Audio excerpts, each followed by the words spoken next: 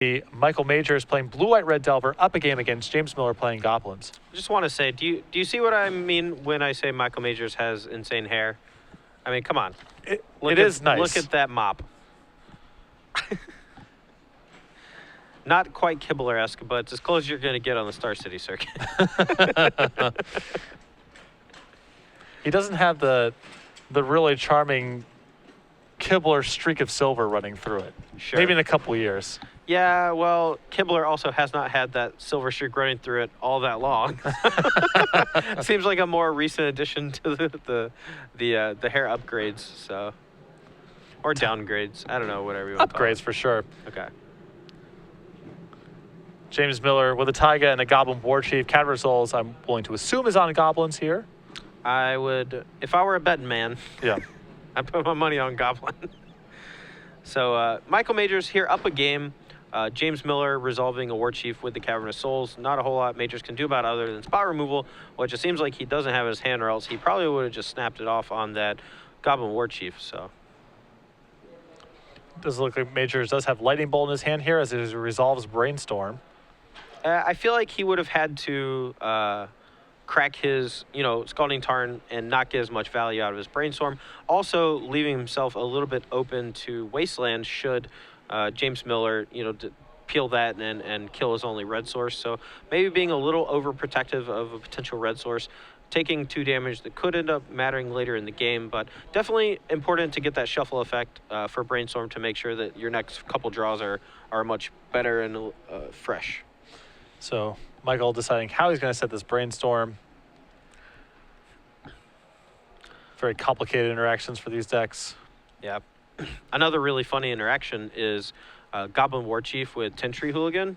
And it's actually counterintuitive because the Tin Tree Hooligan only costing 1 mana means that you can't possibly pay the green mana because there are no lands that make both green/red mana simultaneously to cast it. So Tin Tree Hooligan says if you paid green. Correct. And having a War Chief probably prevents you from playing green because you can only pay the 1 red in the casting cost. Yeah. Kind of similar to the interaction we had earlier between Thorn of Amethyst and Injure Explosives, but in complete reverse. Yes. Magic is a game with a lot of the parts of the rules that are under the hood are a little messy at times. Yeah. So Major's deciding to shuffle here before paying 2 life for a Gitaxian Probe, getting a fresh card off the top, and getting more information about James's hand before deciding whether or not he wants to start doing things like Lightning Bolt. Or maybe even just deploying his Grim Lavamancer from hand.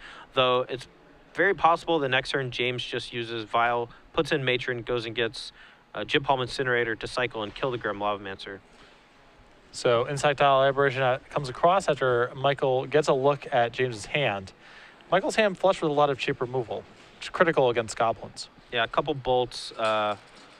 Looks like an Umezawa's Jite, maybe a Sword to Plowshares in there, and a Grim Lavamancer.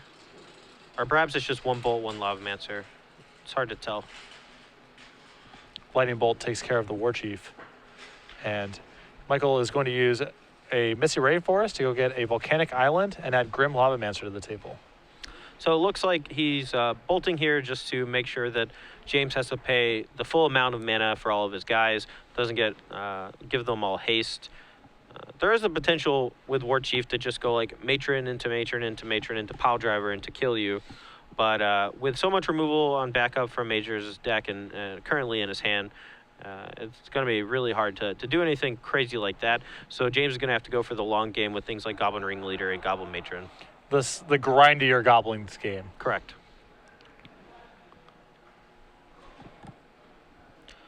All right, so we're untapping here for James, taking that Vial up to 3. Probably gonna put in the Matron here, maybe even just like hardcast Ringleader before deciding to do that. So James activates Aether Vial here, goes and puts the Goblin Matron into play, triggers Goblin Matron, finds the Gem Palm Incinerator that you alluded to, and we'll see if he decides to take care of the Grim Lavamancer or the Insectile Aberration. Yeah, I assume he's just gonna cycle it now and kill the Grim Lavamancer, because if that guy is online for more than a turn, it's really, really bad for the Goblin deck. So cycle Gem Palm Incinerator, that takes care of the Lavamancer. Another 10th Street Hooligan the draw for James. Yeah, casting that here would, I mean, I think actually it's fine. You actually could give Majors the illusion that his Umazajite is safe to cast next turn since he drew the backup Tin Street. Just make sure you announce Cavern of Souls on not green mana and don't kill your own Ether Vial, because that is not a May ability. I learned that the hard way like 10 years ago. So James does decide to add to his board and deploys the Tin Street Hooligan. Michael takes his opportunity to equip Umezawa's Jitte on the Insectile Aberration, comes across for 3 points of damage, adds 2 counters to the Jitte, takes down the Tin Street Hooligan, and appears to be contemplating taking down the Goblin Matron as well. Yeah, I don't think it'd be a bad play to just go ahead and take out the Matron. You want to keep as many Goblins off the board as possible to make sure that Gem Palm Incinerator can't actually kill the Delver of Secrets. With James already at a low 10 life, Majors could just aggro him out here with the Delver of Secrets since James doesn't have too many answers to it, and if you're able to keep the creatures off the board, then that turns off, almost all the ways, maybe besides the 2 Tar Fires, to actually kill Delver. So. And Michael goes ahead and takes care of James's last Goblin. Vial takes up to 4.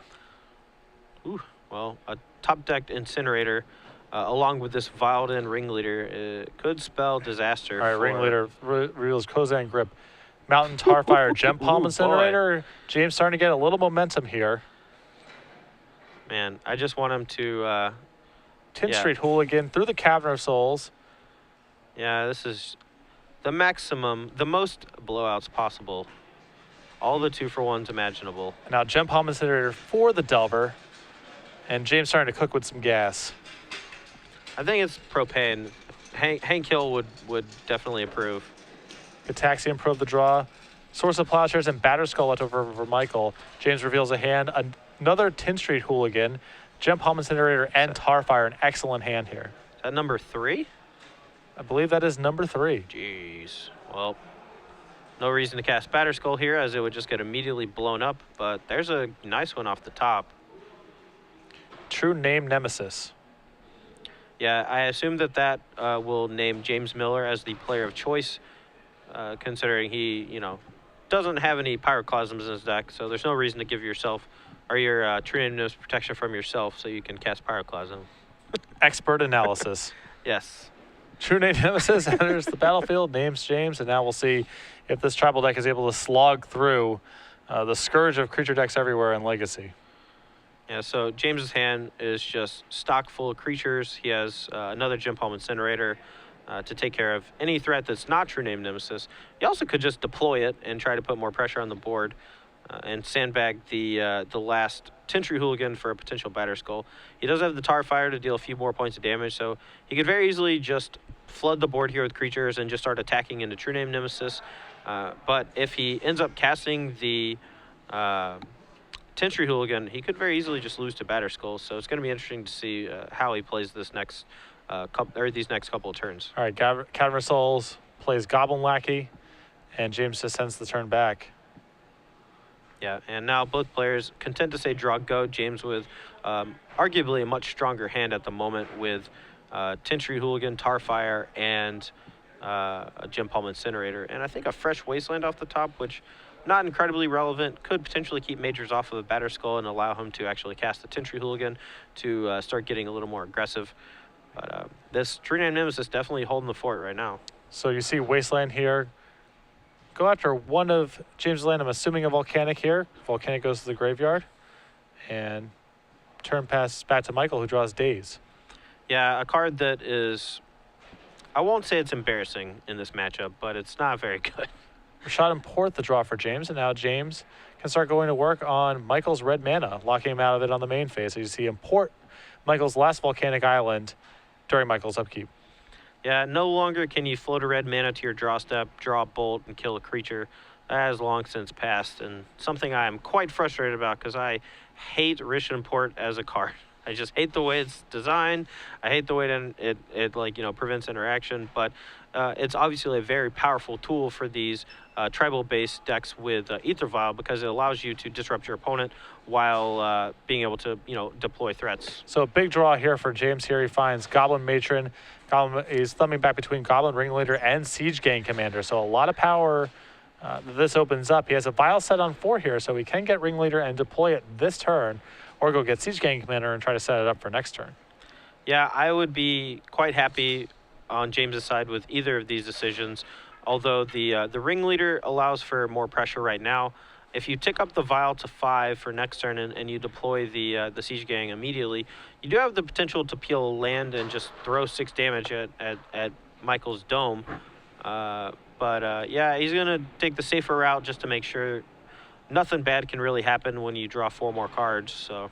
All right, so he goes and gets the ringleader, Aether Plus, Vial. It could be anything. Could be anything. It could even be a Thalia, Aether Vial, Goblin Lackey, and a Taiga. It could even be a siege gang commander. Yeah, you could get it all.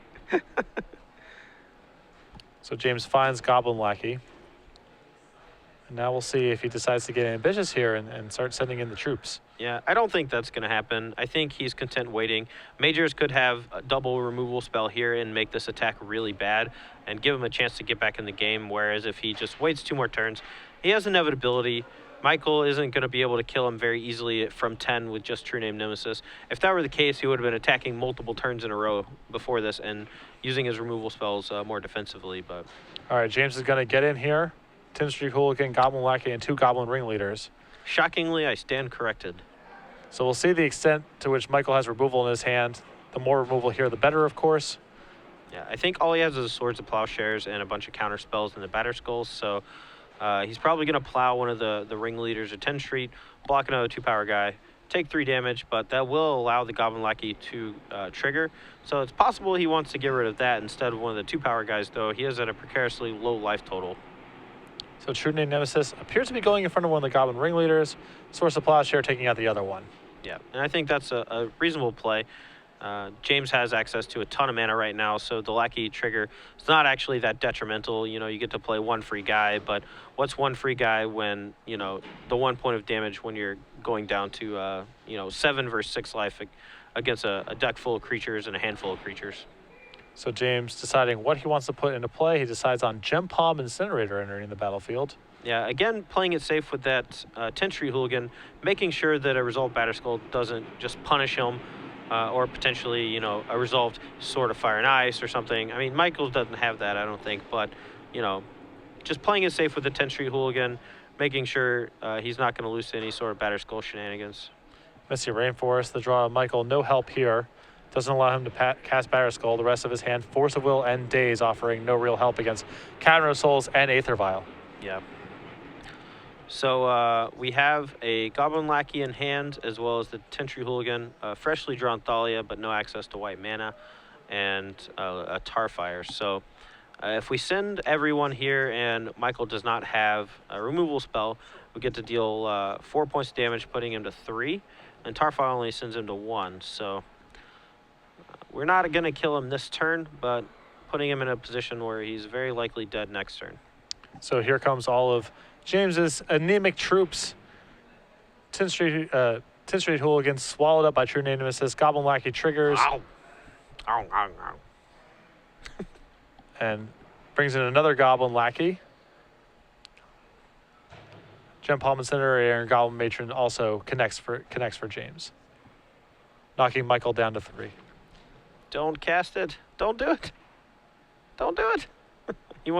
He's going to cast it. Now Batterskull off the top. Well, between Port and the fact that he has Tarfire in hand, he's actually protected right now. Oh, sure. Okay. Because well, if Michael has to use the fetch land here, then that knocks him to 2. Tarfire finishes the job. Except that he has Force of Will, and he could force the Tarfire and go to 1, but I don't know. The a heads-up play actually would have been kind of cool is, next turn attacking with everybody, whatever the Batterskull blocks, Tarfire the creature that the Batterskull blocks so that the lifelink doesn't come into the equation. But, I think it would have been very, very difficult for James Miller to lose that game. Yeah, definitely a little bit of risk incurred there by James, but he takes the second game to tie up the match. Going to the sideboard here, we see Michael Majors. Sideboard, 1 Sword of Feast and Famine, 2 Grim Lavamancer, 4 Meddling Mage, 2 Rest in Peace, 2 Flusterstorm, 2 Elemental Blast, a Swords of Plowshare, and a Wear and Tear. Not really offering up a ton here. The 2 Grim Lavamancer seem very good. The additional Swords of Plowshares also seems good. Yeah, from James Miller's side, we saw this earlier where he had some sideboard cards that were pretty good against most Delver decks because of Tarmogoyf, Nimble Mongoose, and sometimes even Deathray Shaman. But now we're playing against red, white, blue, and I mean, maybe you have Corrosion Grip and maybe Thalia, but this blue-eye-red version of Delver is a little more mana-intensive because you do have Stoneforge Mystic in your deck along with True Name Nemesis. So they're running 20 lands instead of 18, so the Thalias are a lot less detrimental. So, I mean, I saw him draw one last game, so it looks like he probably just boarded in the 2 Corrosion Grips and the 4 Thalias. Possibly not all 4 Thalias, or possibly even just like 1 Corrosion Grip. So Yeah, we did see Corrosion Grip revealed to a Ringleader trigger, and we also saw Thalia drawn that game, so we know at least those cards have come in. This Goblins build is, it's interesting to me to see a deck that most creature decks that you look at, they have some sort of backdoor ways they're trying to handle True Name Nemesis. The bug decks are flush with answers, Liliana and Golgari Charm. You see, Red Elemental Blast in Michael Major's sideboard, definitely dedicated to fighting, among other things, True Name Nemesis. Goblins in James Miller's list, the answer seems to be, I'm just going to try to work around it. I'm going to try to flood the board with more stuff and win the game that way. Yeah, I mean, it seems to be working reasonably well. He has the 3 Tentree Hooligans main deck to take care of the equipment, and the equipment are actually the more detrimental aspect of the combo of True Name Nemesis and, out of the blue-eye-red Delver decks or just the Stoneforge Mystic True Name decks in general. If he is able to shut down the equipment, then the True Name Nemesis just a 3/1, which blocks a guy, but you have, a million of those with Ringleader and Matron and stuff. So it's pretty easy to grind through True Name Nemesis when there's no Umezawa Shite or Batterskull attached. Yeah, Goblins is very well adept at overpowering a single blocker if it's given time. Right. Tarmogoyf sometimes is hard to beat because Tarmogoyf doesn't give you very much time. True Name Nemesis is much slower. It's additional mana. It's not hitting you for 4 or 5 points of damage. But like you said, the equipment is what really makes that combination unbeatable. Yeah, I would expect James here to be boarding out Goblin Sharpshooter, which he has a singleton copy of. Potentially Skirk Prospector, since it doesn't have a whole lot of value. It's not really all that threatening, so there's no reason for your opponent to actually kill it. And you don't really need to ramp in this matchup. You just need to outlast your opponent, basically. And Skirk Prospector is much better against combo decks. It's a great combination with Goblin Sharpshooter. So usually when you board out one, you want to board out the other. Yeah, Goblin Sharpshooter are much more about matchups like Elves, for example, other small tribal decks. Yeah, and since you have the Goblin Matrons in your deck, it's okay to play these one-of bullets that are very powerful in specific matchups, such as Goblin Sharpshooter, and, feel free to take them out when they're not so great. Again, for those of you who haven't been paying attention to the entire broadcast, Cedric Phillips had to receive some medical attention. He's back in the hotel recovering, and today is also his birthday, and what better birthday present to give Cedric Phillips than Goblins? A day off. A day off. And Goblins in the elimination rounds of a Legacy event for the first time in a very long time. Yeah, Max Teets would beg to disagree, but, I mean, actually, no, he's been playing Blue-Eye-Red Delver lately, so I can't even say that, so maybe you're just right. We did see a lot of Goblins on camera today, though, so maybe it's just Atlanta is flush with Goblins. Yep. They're both in Magic and on the city streets, but... Michael Major's about to kick off the 3rd game.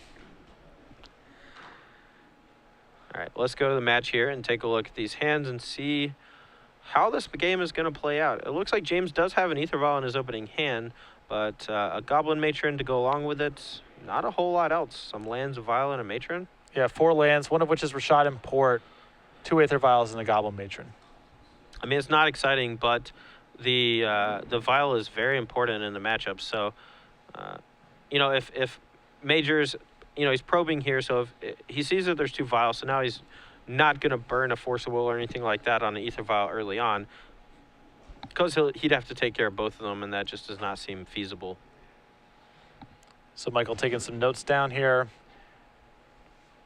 James, it's nice to know when the hand you keep when you contemplate mulliganing is actually non-embarrassing when you are hit with a Gitaxian Probe. That's actually my my line or my bar for keeping in mulligan. It's like, would I be embarrassed if my opponent Gitaxian Probed me? And if the answer is yes, I mulligan. And in this matchup, that's close with this hand. It's not embarrassing. Aether Vial is that important. Matron can get Ringleader. Things can very easily get out of control. Yeah. So I am not disappointed that James kept this hand. I think it's a smart keep, though it could potentially backfire if he does not draw spells. Yeah, so you see James here use the Scalding Tarn to go get a mountain and deploy the Aether Vial. Yeah, and he also has the option over the next few turns, if Majors doesn't really present any more threats other than Delver, He could just use Rishon Import to keep the lands down on Major's side. Make sure there's no True Name Nemesis action while he's able to build up the Vial, eventually get Matron into play, go get some baby goblins to take care of, and hopefully take the game. So Michael Majors fails to reveal for his Delver of Secrets, drawing a Wasteland. A third Wasteland, I might add. Text James 4-1 with Delver of Secrets, plays Stoneforge Mystic. Yeah, here comes either Jitte or Batterskull, both of which are pretty amazing, especially when your opponent does not have a whole lot of action. The Batterskull here going to be gaining Michael a ton of life against James, and he does have the Taiga, so he could potentially kill it maybe if Majors taps out one turn with a Tintry Hooligan that he can tutor for with Goblin Matron, but I don't know. It's going to be a long grind. So James trying to cut Michael off of white mana, uses Wasteland, targets Michael's Tundra, and adds a second Aether Vial to the board. You know, I don't honestly think Michael has another white source in his hand. I think he just has 2 Wastelands and a bunch of spells, but luckily peels a Misty Rainforest to be able to activate the Stoneforge Mystic. Fails to reveal again for Delver. But as you said, critically drew a Misty Rainforest, which enables Stoneforge Mystic. Yeah, We'll see here if Michael's willing to attack into this Vial on 1. How important is this? How important does he believe this Delver Secrets to be? well, there's only one draw step from James that he doesn't know, and that is a Wasteland was the other one. So he's playing it safe in case there's a Goblin Lackey. Feels like trading the Delver for a Goblin Lackey is very bad in this situation, as Delver could easily be his only route to victory if James is able to build the board up enough with a bunch of chump blockers for the Batterskull and eventually find a way out. So James draws for his turn. Hand's pretty flush with Goblins now, and those Vials are starting to tick up. Yeah, it looks like we have Ringleader, Matron, and War Chief, if I'm not mistaken, along with the Tundra, the Taiga, and the Rishon Port, which we just played. So James simply plays Rishon Port and passes. Yeah, Major's hand looks like a Batterskull, a True Name Nemesis, a couple Wastelands. Maybe he does have another color source, and I was mistaken. He is flipping his hand quite fast. Both these gentlemen not giving us much room to breathe. So we'll see if Michael's willing to deploy this Batterskull. He knows about the Matron in hand, so if he's concerned about Goblin Matron finding Tin Street Hooligan, if he can't fight over that, perhaps he considers actually waiting to deploy this Batterskull. Well, he has enough mana to potentially bounce the Batterskull if things could go awry. But Major's here just tanking on whether or not he wants to ultimately leave his only source of white mana being tapped down by the Rishon Port. If he's able to draw another fetch land or a blue source, he can actually just cast True Name Nemesis. Major's also contemplating potentially just killing the Rishon Port, so. Yeah. Michael does not deploy the Batterskull, simply goes to his turn, reveals Force of Will to Delver of Secrets. Yeah, and if I were Majors, I would actually probably fetch here because the Force of Will is mostly a dead card, but I think he's just trying to protect his color sources from both Wasteland and Rishon Port. Yeah. If he were to sack his Misty Rainforest now, James would have an opportunity to port it, and then he's exposed to Wasteland, and Michael has demonstrated he's not willing to make that sacrifice quite yet. Yeah, I believe that James could make a reasonable play at the end of turn here by just porting the fetch land, and that'll force Majors to go ahead and fetch so that it will open it up to a potential Wasteland, but Majors will be able to deploy the Batterskull in response. So Insectile Aberration across for 3 points of damage.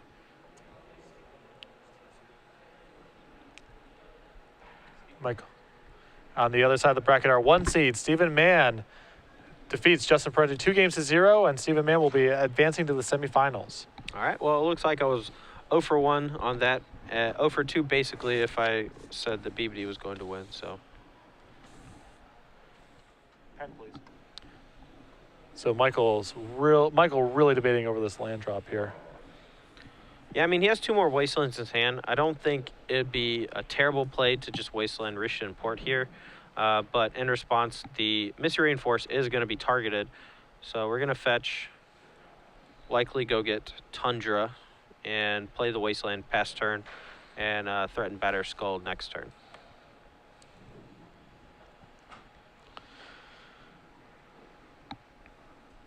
So some operations here, both players getting their land situated.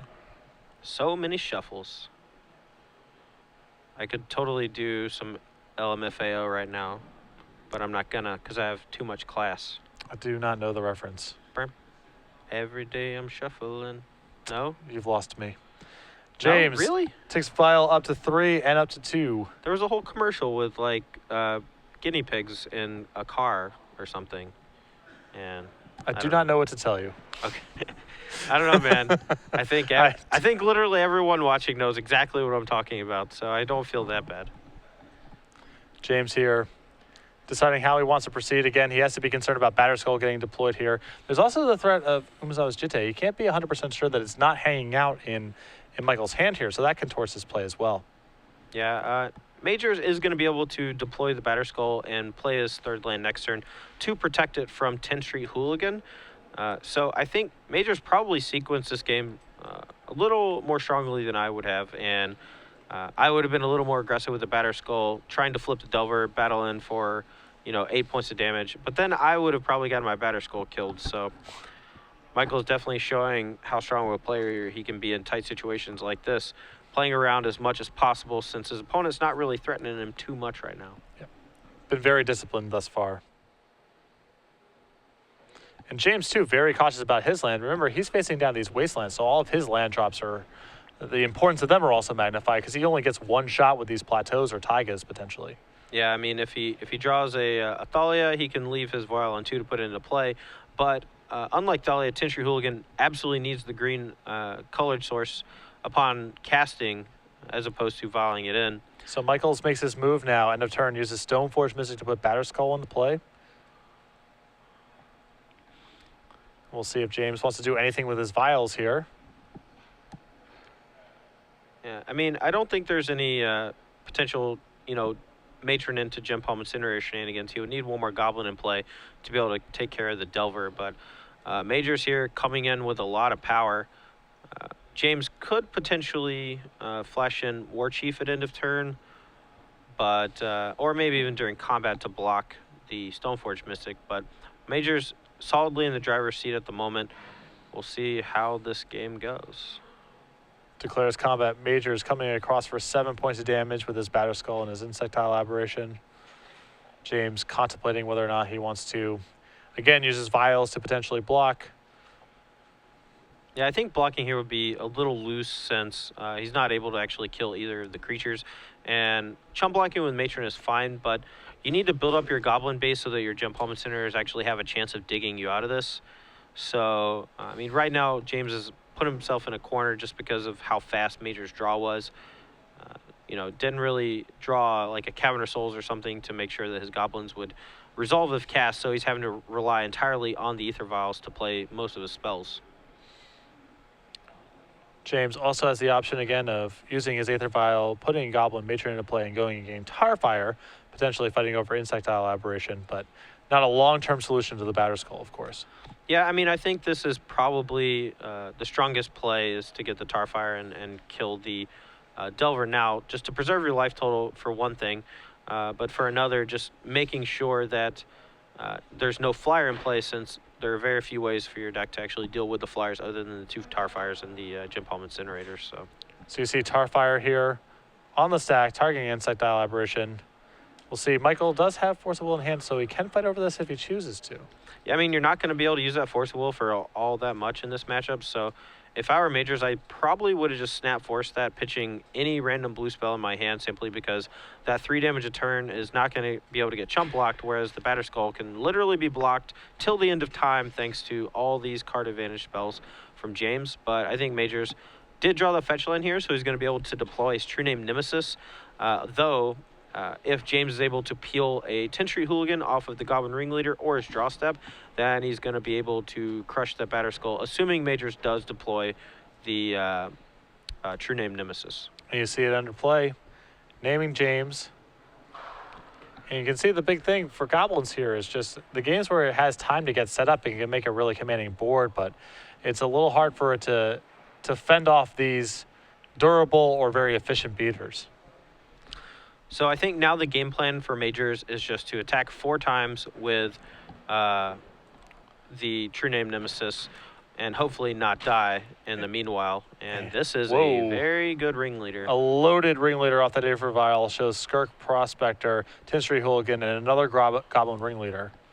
Yeah, I'm just waiting so hard for James to violin War Chief and then cast Tin Street Hooligan.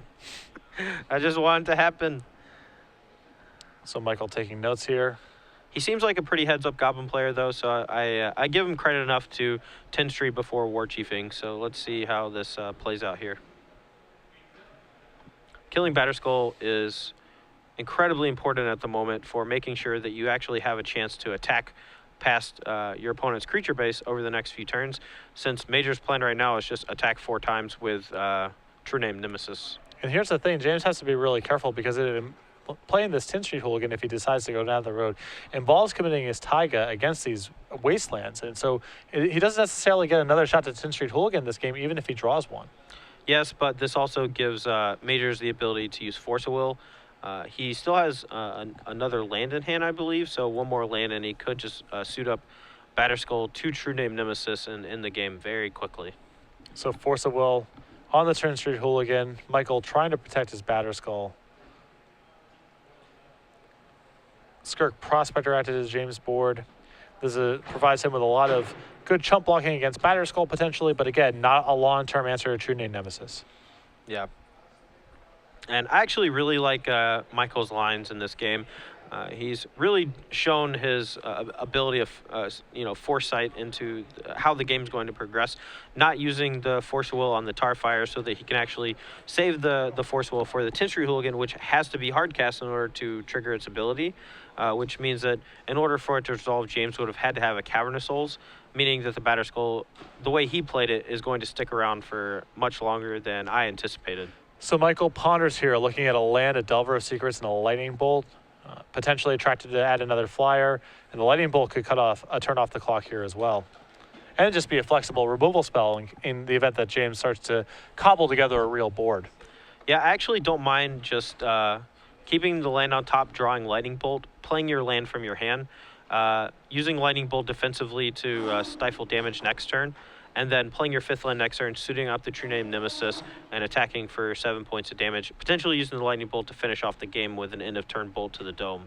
So a lot of paths here for Michael. I would be surprised to see him shuffle this Ponder, as it gives him a lot of tools. Yeah, I mean, I think he's going to be able to find the line. Just keep Bolt, attack for 3, Bolt, end step, untap, equip, kill you. So I feel like that has to be the play he's thinking about, and he's just trying to figure out what cards could disrupt that. Specifically, Risha Port, Wasteland, any sort of mana denial, and I think that's basically it. Maybe another Tin Street Hooligan on the Batterskull. So Michael plays a Wasteland before combat, attacks with True Name Nemesis and Batterskull. James throws his Goblin Mission in front before damage, sacrifices it to Skirk Prospector to prevent the lifelink ability. And we'll see here, does Michael want to use the Wasteland to cut off Tin Street Hooligan, or does he want to save it to equip? I think he's just going to go for the dome because he's going to go for the kill because the longer he waits, the less likely it is that he, can actually, or the more likely it is that James can crawl back into the game. This ringleader here could draw into a lot of really good cards, potentially killing off most of the things that Majors could play other than the True Name Nemesis. So it looks like Michael is relatively safe here to just play the land next turn, equip Batterskull, and swing for the win, alongside the Lightning Bolt in his hand to do the extra 3 points of damage. So Ringleader reveals a Gem Palm Incinerator and a Siege Gang Commander for James. Yeah.